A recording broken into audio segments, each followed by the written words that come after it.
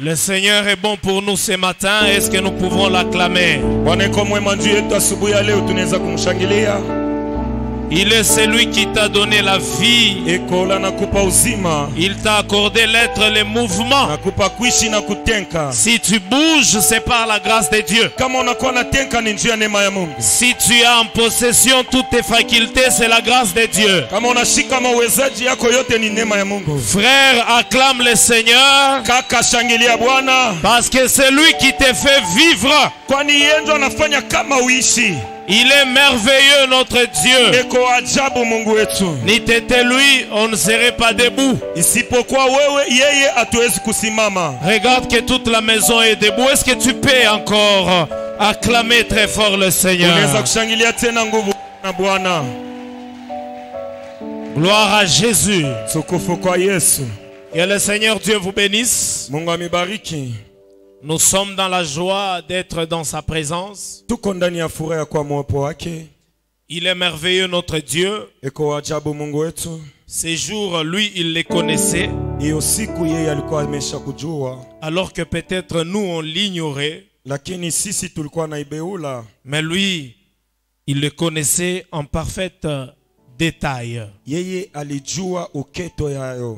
Alors j'aimerais que ce matin, avant qu'on passe à la lecture de la parole du Seigneur, que tu puisses réellement prier dans ton cœur en demandant au Seigneur qu'il puisse te parler. Vous savez, quand nous venons ici, ce n'est pas seulement un fait d'habitude. L'église, elle est comme une source auprès de laquelle nous venons nous abreuver. Donc, après avoir fait des longues distances, des mouvements, ainsi de suite, on a besoin de nous recharger encore. Et c'est le rôle que joue l'église.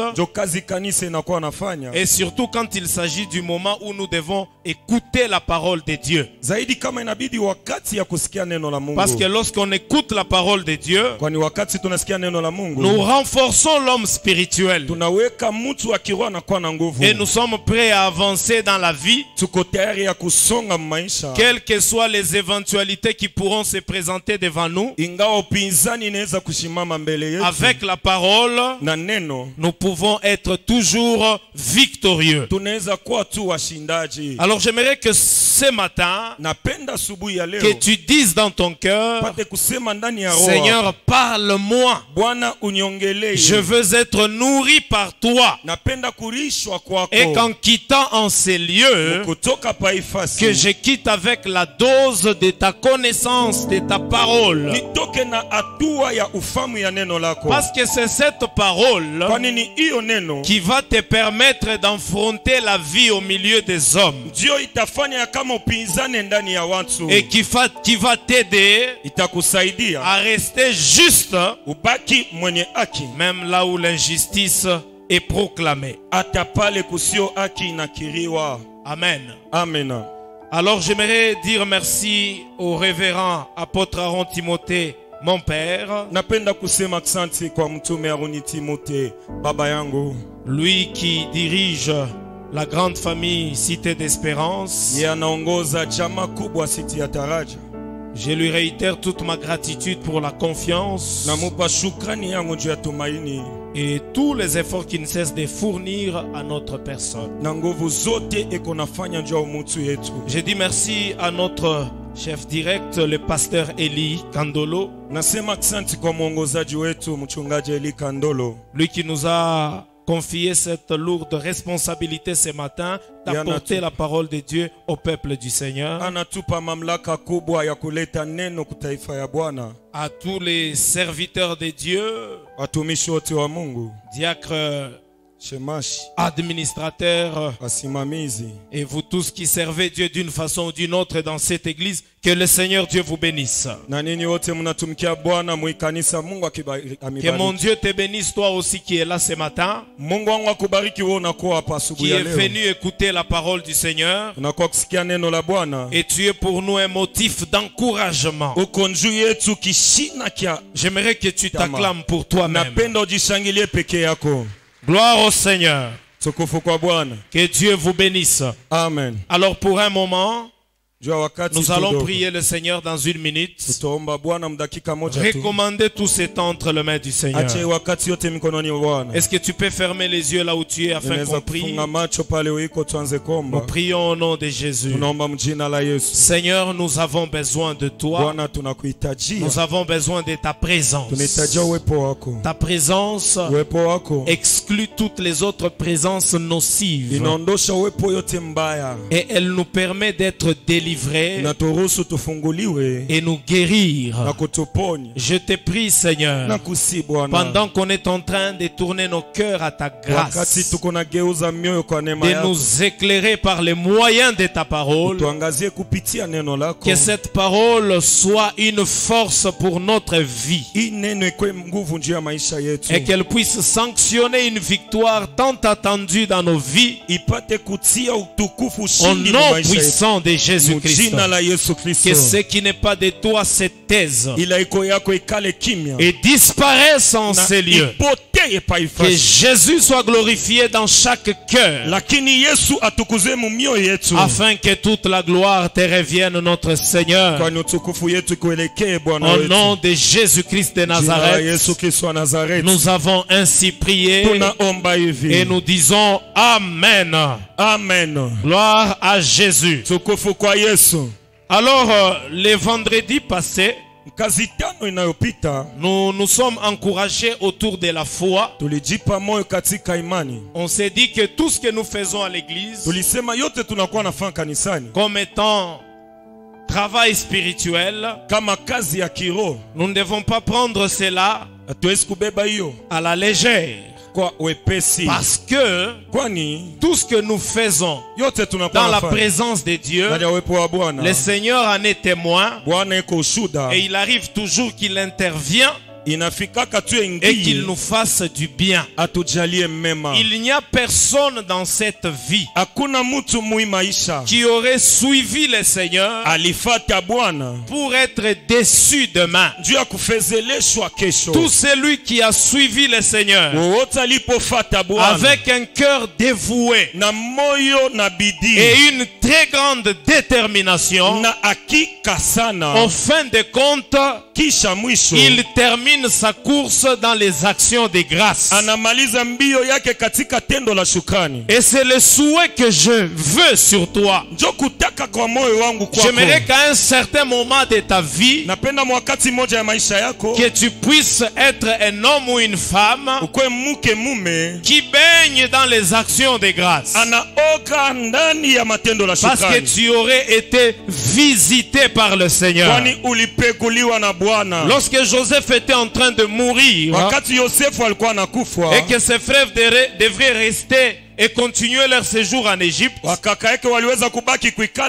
il leur a dit ceci: je vais mourir bientôt, mais ce que vous devez savoir, que notre Dieu vous visitera. Alléluia. Amen. Bien-aimé dans le Seigneur, Dieu n'abandonne personne. Il n'y a personne qui a suivi le Seigneur pour se voir être abandonné par lui. Tout celui qui se confie en lui, tout celui qui espère en lui, le Seigneur finit toujours par le visiter. C'est ainsi qu'on a vu les hommes qui ont marché par la foi. La Bible déclare pour l'avoir possédé, les anciens ont obtenu un témoignage favorable. Et nous avons dit que ces anciens, c'est les hommes et les femmes qui nous ont précédés sur cette marche de la foi.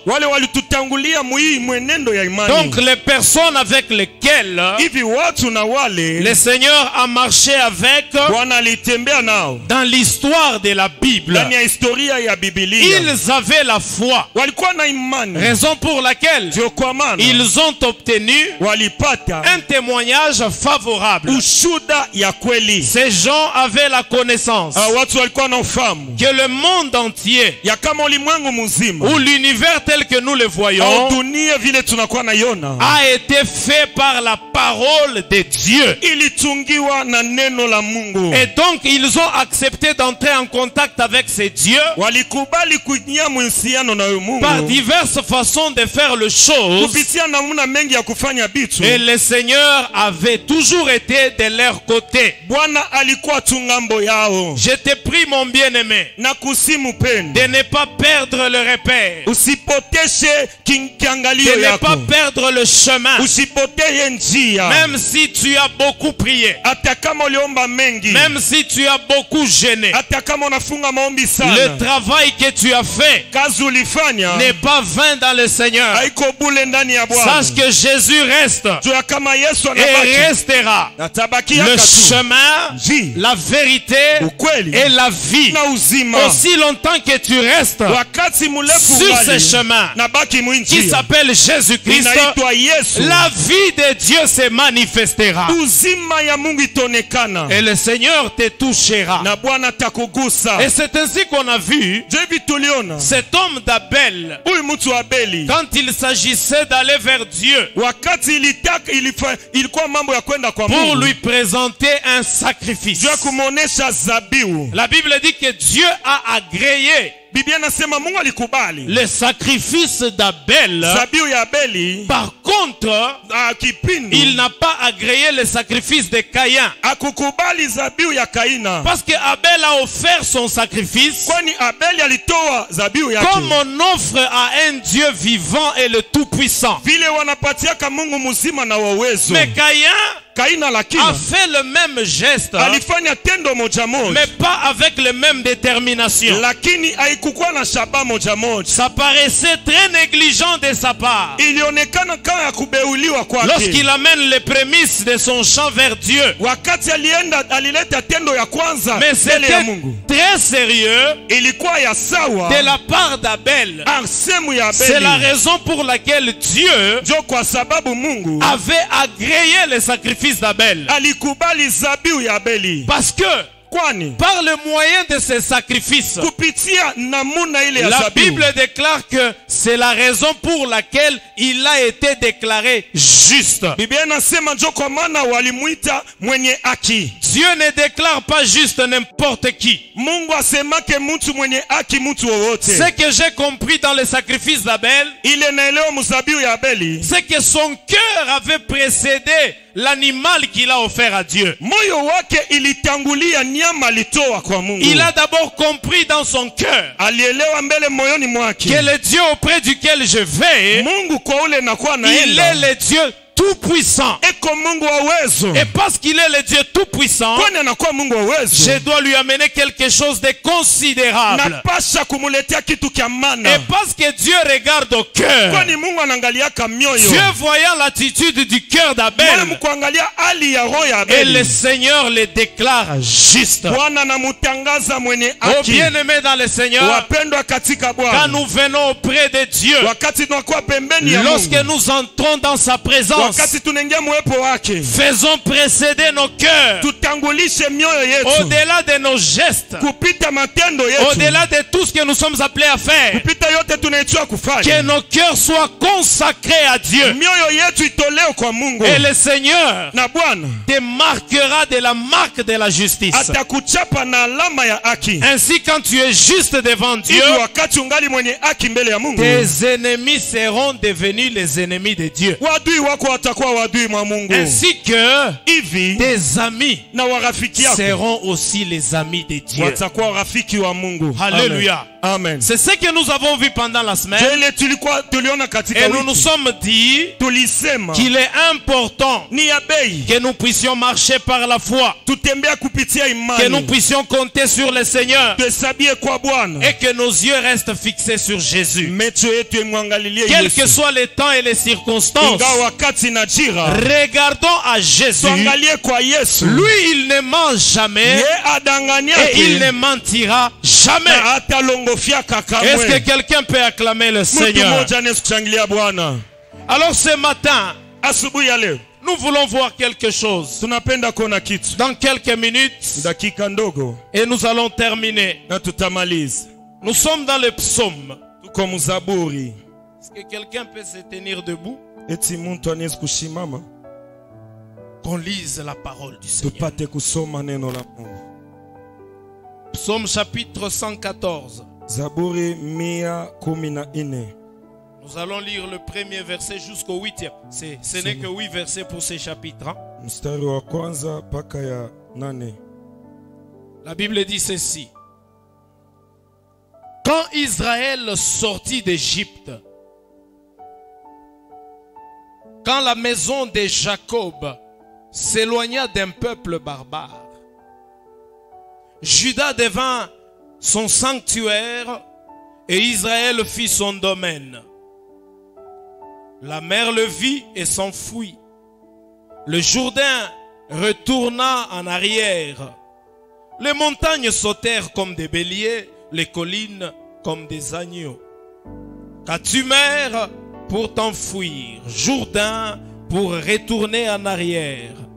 Qu'avez-vous montagne pour sauter comme des béliers et vous collines comme des agneaux? Tremblez devant le Seigneur, ô terre, devant les dieux de Jacob, qui change le roc en étang, qui change les rochers en étang et les rocs en source d'eau. Parole du Seigneur. Amen. Ah, j'ai pris que la vie d'une personne soit changée et transformée par Dieu. Ah, même si elle était désertique, que Dieu la transforme en un verger. Même si là où tu étais sec, que Dieu amène les ruisseaux dans la solitude. Que la vie d'une personne fleurisse ce matin, comme avait fleuri les bâtons d'Aaron dans la présence de Dieu. Parce que Dieu n'a pas changé. Quand Israël sortit d'Égypte, Israël c'est le peuple de Dieu. C'est l'assemblée des enfants de Dieu.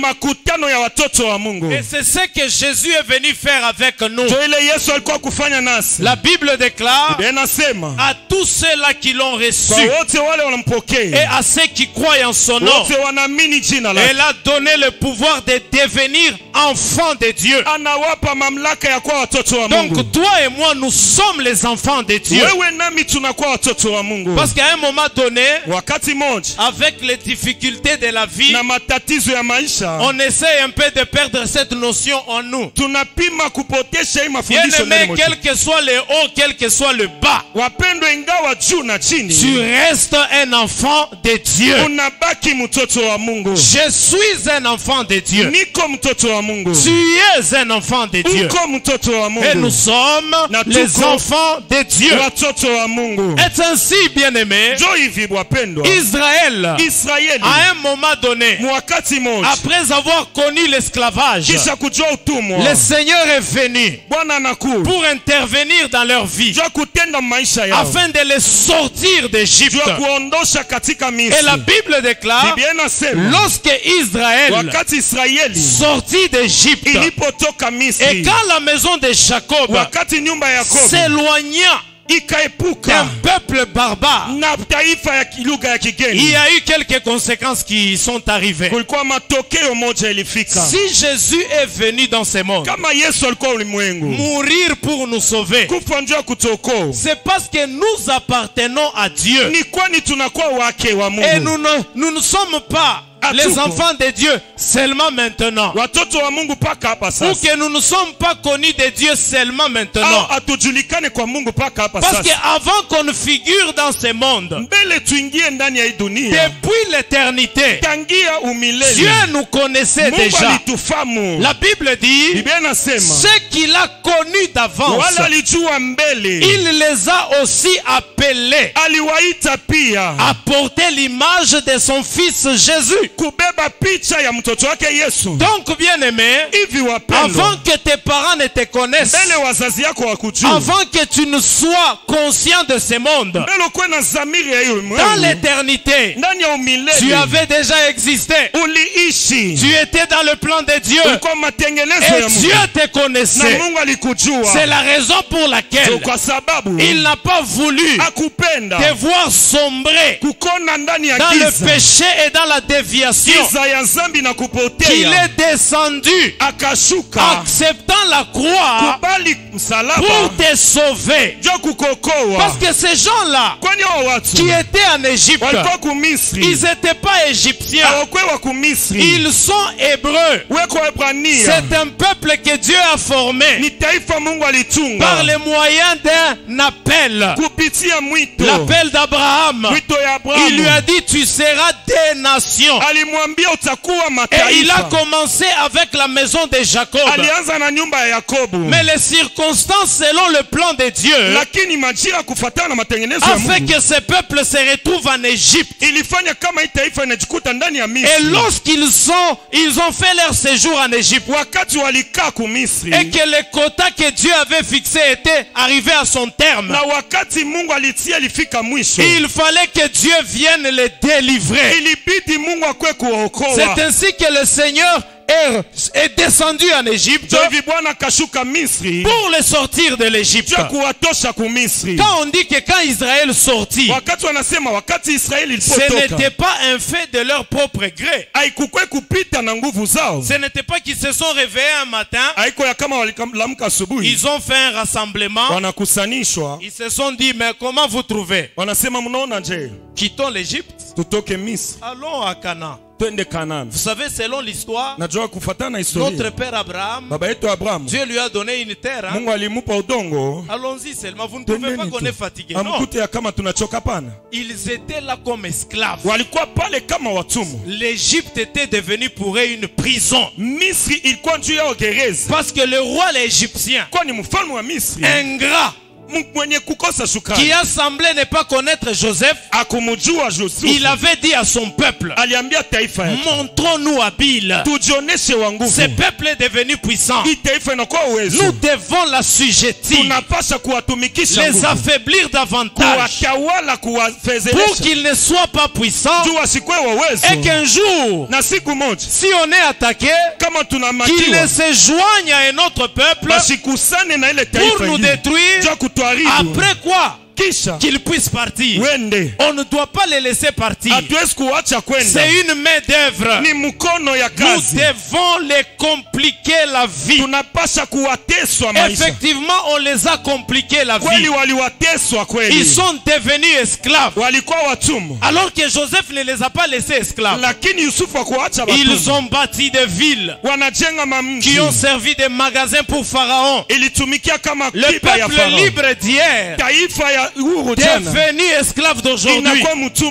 Mais Dieu avait prévu cela. Et il avait déjà mis les limites de leur souffrance. Quand la limite était arrivée à son terme, le Seigneur est descendu. Bien aimé dans le Seigneur, quand tu souffrais dans le péché, quand tu étais en train de vivre la misère, esclave du monde, dominé par le diable et par son système qui est le péché, le Seigneur te voyait, le Seigneur te connaissait, mais ne voulant pas que tu continues à souffrir, il est descendu par le moyen de Jésus pour te délivrer de la vie du péché, pour te sortir de l'Égypte qui est l'image de ce monde.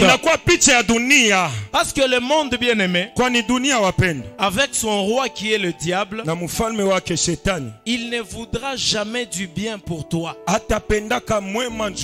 Tout ce que le monde est en train de faire, tout ce qui se passe autour du monde, c'est juste pour t'enfoncer davantage. Et même les stratégies ont déjà changé. Si Israël c'était un travail de dur labeur,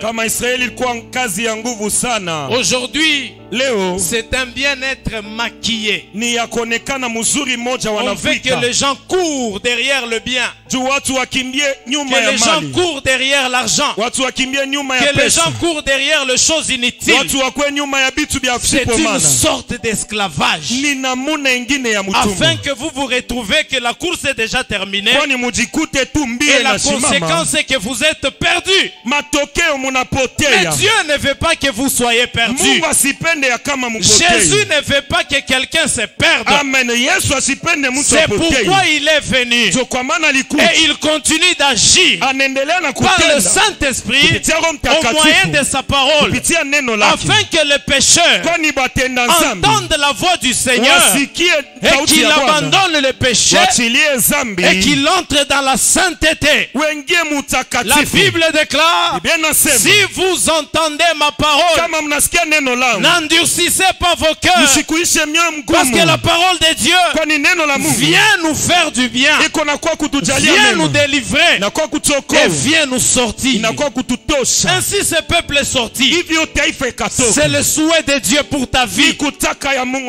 Mais quelles sont les conséquences qui arrivent quand un peuple sort, quand Israël sort de l'Égypte, quand la maison de Jacob sort et se détache d'un peuple barbare? La Bible déclare le peuple barbare. Ok, que Dieu te bénisse. Amen. La Bible dit Judas devint son sanctuaire. Est-ce qu'on peut nous lancer le verset en question?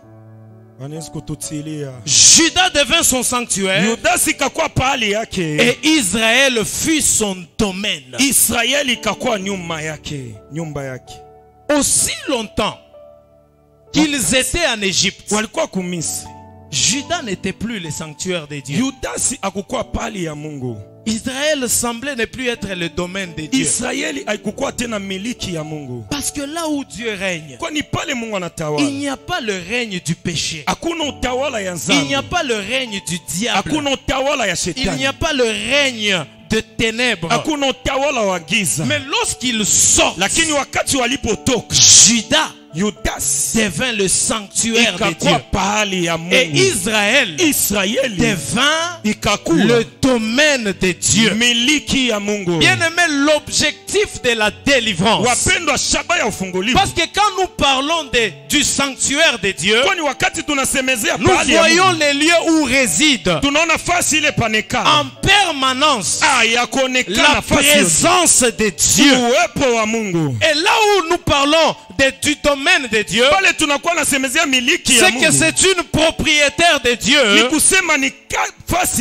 que là-bas tout ce que vous allez entreprendre, vous n'allez pas le faire seul. Vous le ferez avec Dieu.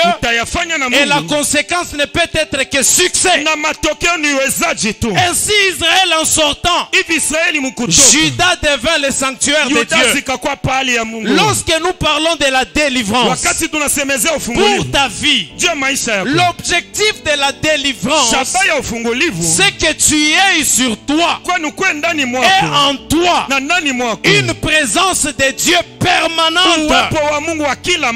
La force de ta vie, ta réussite dans la vie dépend de la présence de Dieu sur ta vie.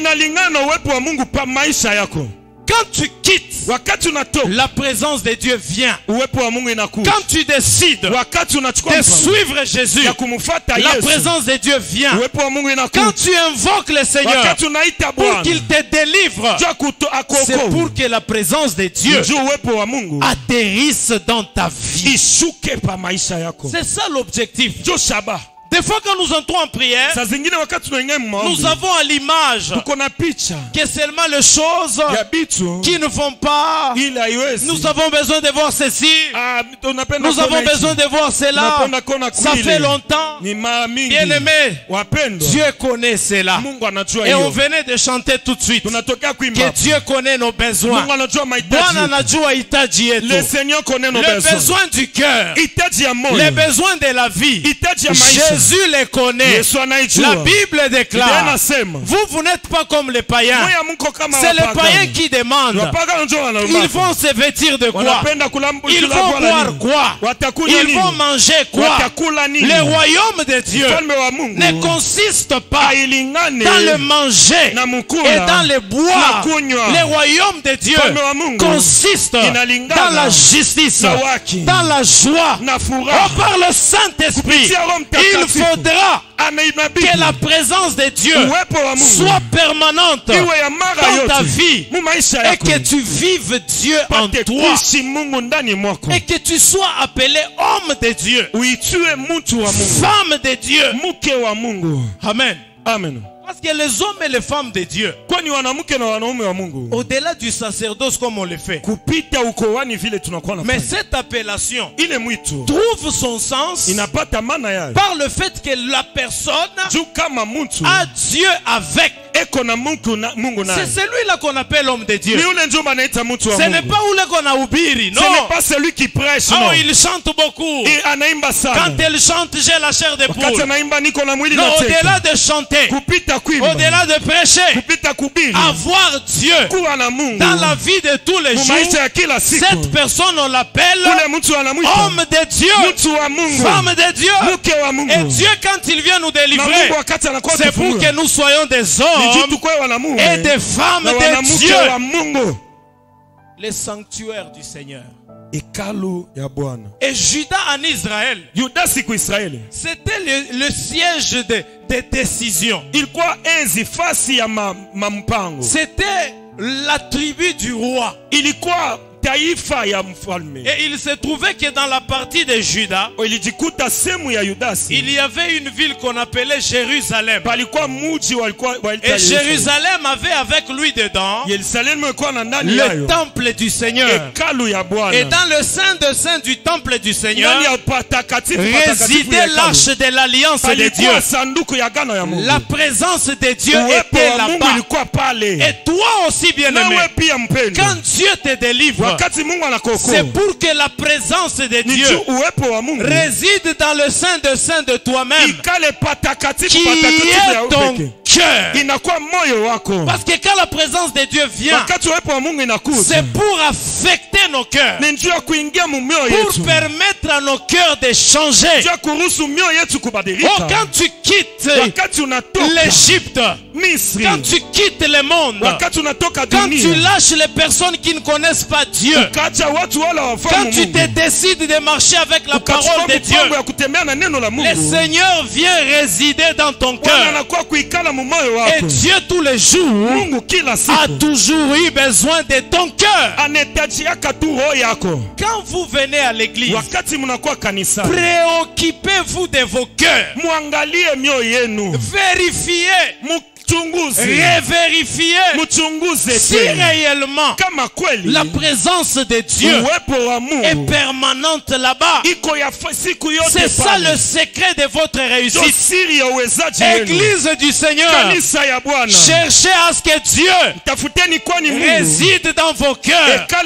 Raison pour laquelle il nous a donné la vision de la délivrance. C'était pour que lui, le Seigneur, réside dans nos cœurs, influence nos décisions. Alléluia. Amen. Quand il influencera nos décisions, nous serons plus que vainqueurs. Les choses seront automatiques. Pourquoi Judas est devenu le sanctuaire de Dieu? C'est parce que Dieu s'est décidé de marcher avec Israël. Ce n'était plus un peuple voué à l'échec, voué à la servitude. C'était devenu un peuple libre qui était en train de marcher avec Dieu. Et Dieu les a menés dans un processus de sanctification. Et la Bible déclare: heureux ceux qui ont le cœur pur, car ils verront Dieu. Parce que le cœur détermine le positionnement spirituel. Aujourd'hui, on cherche à habiller l'extérieur. On veut que les autres sentent que non, bien aimé dans le Seigneur. Le problème, c'est le cœur. Dieu regarde au cœur. David a reçu l'onction à cause de son cœur. Et ses frères ont été privés de l'onction à cause de leur cœur. Parce que les critères extérieurs, il les avait complètement remplis. Le frère de David, il s'appelle comment?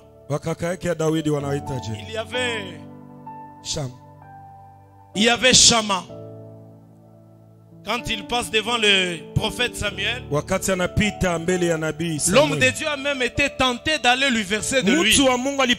Parce qu'en le voyant, il a dit certainement, celui-ci, c'est le oint que Dieu a choisi. En référence de Saül, parce que Saül, on nous dit, il dépassait tout Israël en taille. Il était très beau. Et c'est celui-là que Dieu a choisi. Le prophète pensait que le remplaçant de Saül remplirait les mêmes critères que Saül.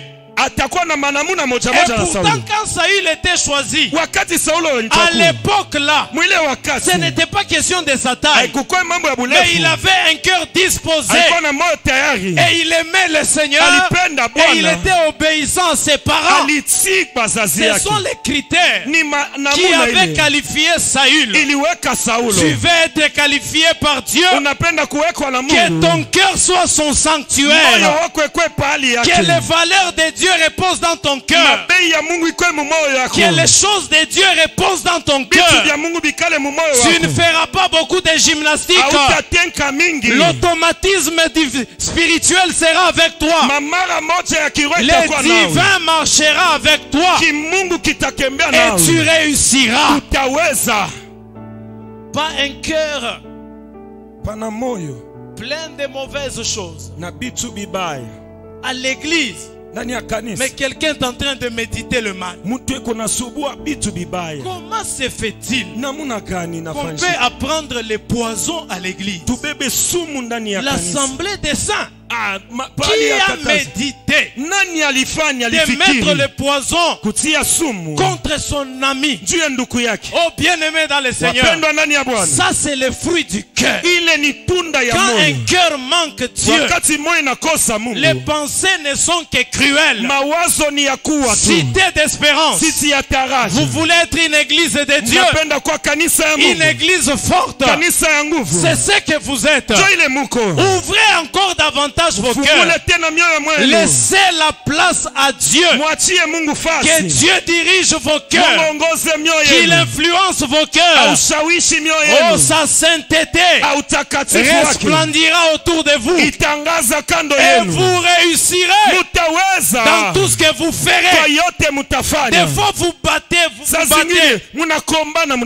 vous vous battez, mais c'est comme si vous battez de l'air.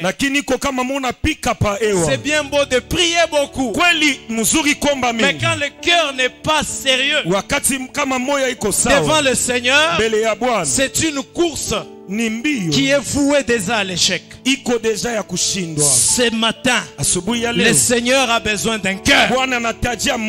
Le Seigneur a besoin d'un cœur. Le cœur d'un frère. Le cœur d'une sœur. Ouvre ton cœur. Que Jésus entre. Parce qu'il veut te délivrer. Et l'objectif de la délivrance, l'objectif premier de la délivrance, c'est que le cœur porte la présence de Dieu.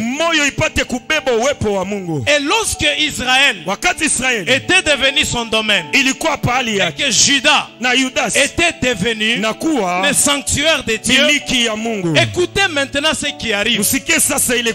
Ils se sont positionnés devant la mer Rouge. La Bible dit que la mer s'est enfouie. Quand ils sont arrivés devant le Jourdain, la Bible dit que le Jourdain a reculé. Et les montagnes, tout au long de leur chemin, sautaient comme des béliers. Et les collines même. Et le psalmiste est en train de poser la question: qu'avez-vous, mer, pour reculer, Jourdain, pour retourner en arrière, et vous, montagnes, vous, collines, pourquoi vous êtes en train de sursauter comme des béliers? J'ai trouvé la réponse par le Saint-Esprit. C'est tout simplement parce que ce peuple n'était plus seul. La nature voyait son Créateur en eux. Et quand ils avançaient, ce n'était plus Israël, c'était le Dieu Tout-Puissant qui avançait avec Israël. Quand ton cœur aura la présence de Dieu, ça ne sera plus toi qui avancera, c'est Dieu qui avancera en toi. Paul déclare: je porte à moi les marques de Christ, que personne ne me fasse de la peine. Si moi je vis, ce n'est plus Saul de Tarse, ce n'est plus Paul, mais c'est Jésus qui vit en moi. Quand ton cœur porte la présence de Dieu, ce ne sera plus ton affaire, ça sera l'affaire de Dieu. Le Créateur avance, la nature recule. C'est pourquoi le psalmiste dit, le psalmiste est en train de dire: tremblez devant le Seigneur, ô terre. Bien-aimé, si tu as Dieu avec toi, la nature tremblera, l'adversité reculera. La Bible déclare: même quand l'ennemi viendra à moi comme un fleuve, l'Esprit de l'Éternel le mettra en fuite. Ils viendront par un seul chemin, ils reculeront par sept chemins. Je pose aussi la question, pas la manière du psalmiste, mais je vais poser la question par rapport à ta vie. Qu'aviez-vous, lien de famille, pour reculer? Qu'aviez-vous, difficulté de la vie, pour fuir?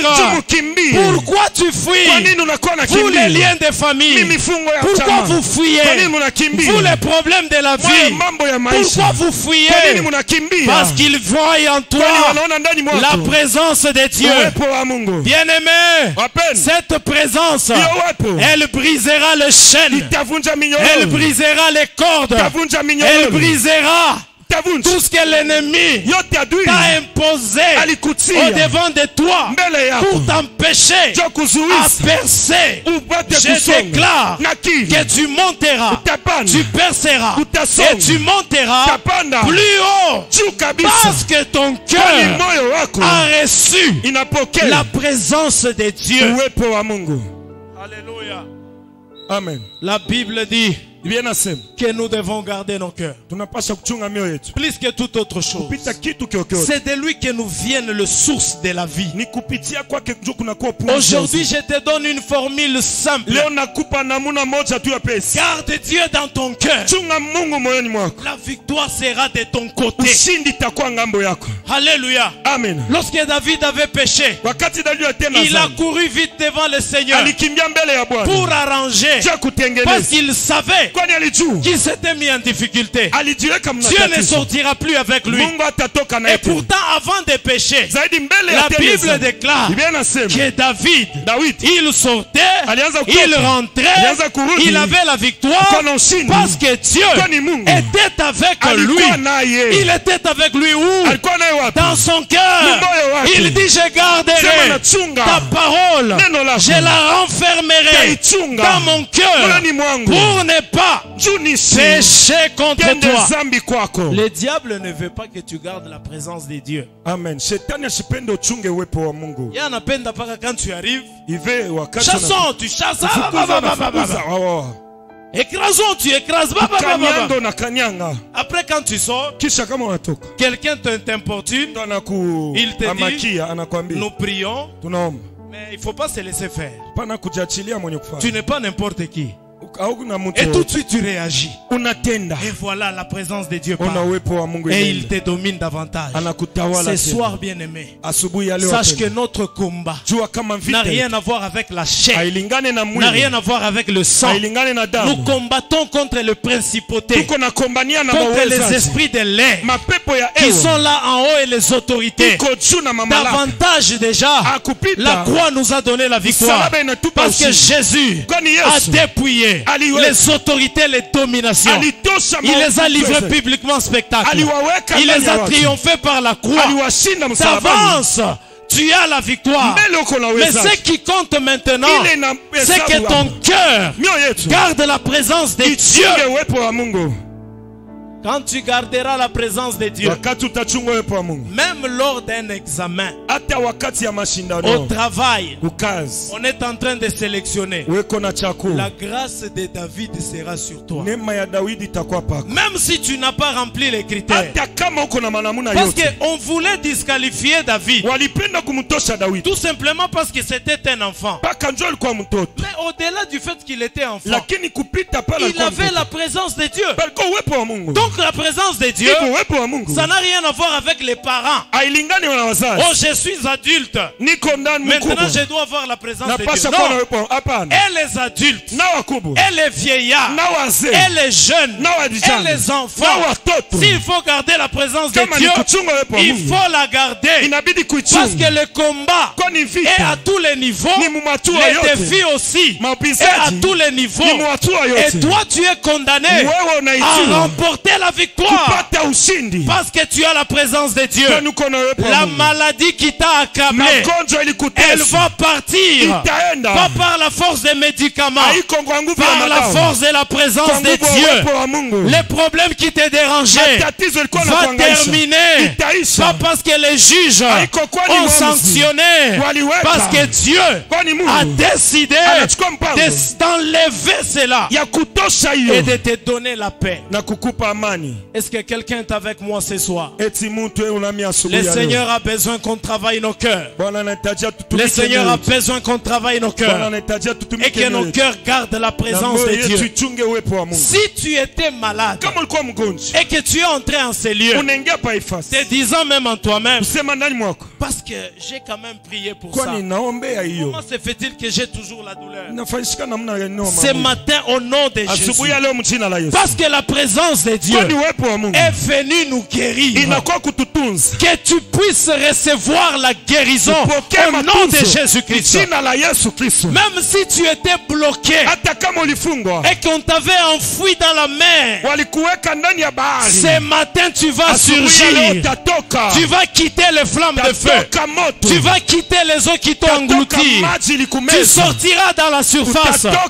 Parce que Dieu te sort de là. Le Seigneur te délivre de là. Même s'il y a des oppositions qui étaient au devant de toi, à cause de la présence de Dieu, au nom de Jésus, que ces oppositions lâchent prise. Au nom de Jésus, même si les trompes étaient fermées par la présence de Dieu, que les trompes s'ouvrent et reçoivent l'enfant. Au nom de Jésus, parce que Dieu se décide de te délivrer. Il fait de ton cœur son sanctuaire. Ton cœur n'a plus besoin de la jalousie. Ton cœur n'a plus besoin de l'envie. Ton cœur n'a plus besoin de querelles. Ton cœur n'a plus besoin de voler. Ton cœur n'a plus besoin de toutes ces antivaleurs. Dégage-les de ton cœur. Que la présence de Dieu rentre en toi. Elle te propulsera. Elle te donnera de la vitesse. Tu vas courir plus vite que le cheval d'Akab. Même si Akab t'a précédé, il te retrouvera à la porte de la ville. Parce que la main de Dieu te donnera de la vitesse. Est-ce qu'un cœur peut dire Alléluia? Oh, le Seigneur est là ce matin. Le Seigneur est là ce matin. Que Dieu te donne de la vitesse. Que Dieu te donne de la vitesse. Parce que tu vas garder sa présence. À partir d'aujourd'hui, ne te bats plus. N'entre plus en confrontation. Toi, emmagasine l'énergie de la présence de Dieu dans ton cœur. Tu chanteras bien. Les cœurs seront touchés. Tu feras des excellences. Parce que ton cœur est touché par la présence de Dieu. Alléluia. Hey. Amen. Yes. Ils ont quitté l'Égypte. Et la présence de Dieu s'est installée. Bien-aimé dans le Seigneur, pour terminer dans une minute, j'aimerais te dire ceci. Il n'y a rien que tu perds en laissant le monde. Il n'y a rien que tu perds en laissant les mauvaises fréquentations. Nous avons été induits en erreur. Et on a même chanté de ça. Nous avons laissé la joie du monde pour te suivre. Non, ce n'était pas la joie du monde. C'était la souffrance du monde. C'est nous qui croyons que c'était la joie. La joie, c'est suivre Jésus. La joie, c'est être dans la parole de Dieu. La joie, c'est être dans la présence de Dieu. Suis Jésus. C'est le chemin de la victoire. Suis Jésus. C'est le chemin de la prospérité. Le monde et sa convoitise passeront. Mais Jésus ne passera jamais. Que Dieu vous bénisse pour ce matin. Gloire au Seigneur, on invite le pasteur pour nous introduire la prière. Alléluia.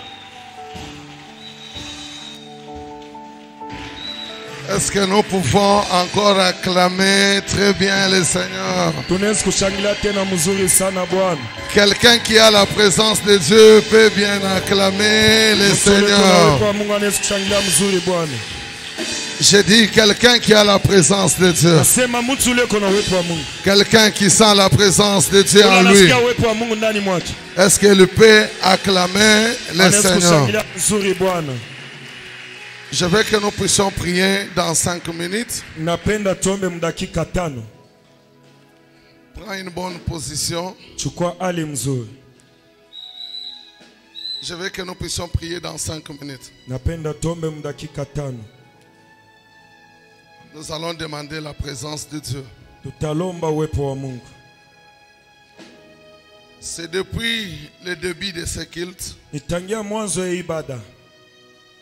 où je vois le Seigneur en train d'opérer de grandes choses au milieu de nous. Il y a des maladies qui vont disparaître. Il y a des problèmes qui trouveront solution ce matin. Mais juste à cause de la présence de Dieu.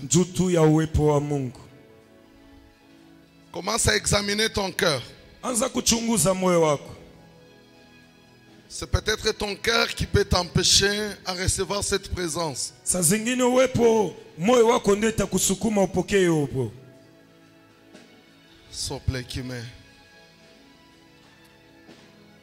J'aimerais que nous désirons la présence. Dis Seigneur, j'ai besoin de ta présence dans mon cœur. J'ai besoin de marcher dans ta présence. J'ai besoin de faire tout avec ta présence. Et là où il y a la présence de Dieu, il y a l'absence totale du diable. Je veux que tu pries dans 5 minutes et que tu désires la présence de Dieu. Et c'est cette présence qui fera partir le reste. Commence à prier. Pendant que les musiciens nous chantent, commence à prier et désire la présence de Dieu. Éternel notre Dieu, Seigneur, nous te disons merci pour cette parole. Nous te disons merci pour ta présence. Tu as dit, petit enfant, ne craignez point, car moi, j'ai vaincu pour vous. Je ne vous laisserai pas. Je ne vous abandonnerai pas. Je serai avec vous. Nous désirons ta présence.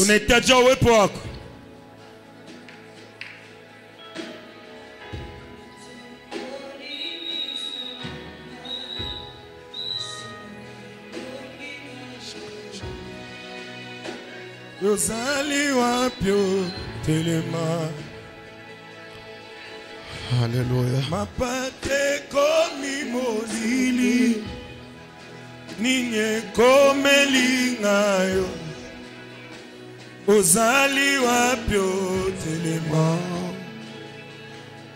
Ta présence. Mapate komi molili. Seigneur, nous avons besoin de ta présence. Ozali Sopra et déconsade ta présence. Natomboli miso na ngai koluka elongi na yo ozali wapi telema. Il est présent. Mapate komi molili nini komelinga yo ozali wapi telema. Yesu we Sandarabo temae Sandarabo temae to banana bomwana Yesu we la disposition de ton cœur. Alléluia. Telema. Lisungi ya pokwa Yesu we Yambo temae Yambo temae. Alléluia. To bandana bomwana Yesu we. Merci pour ta présence. Yambo banzoe Lisungi ya pokwa na tomboli miso nanga koluka elongi na yo. Désire la présence.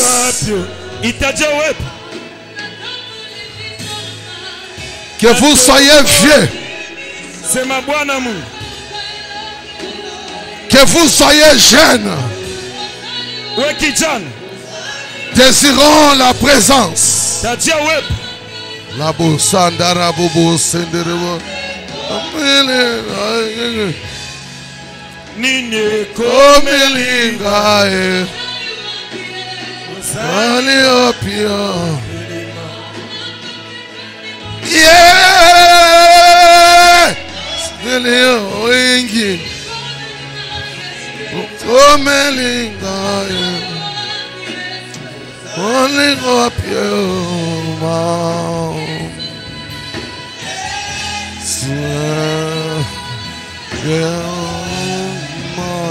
Senderbo.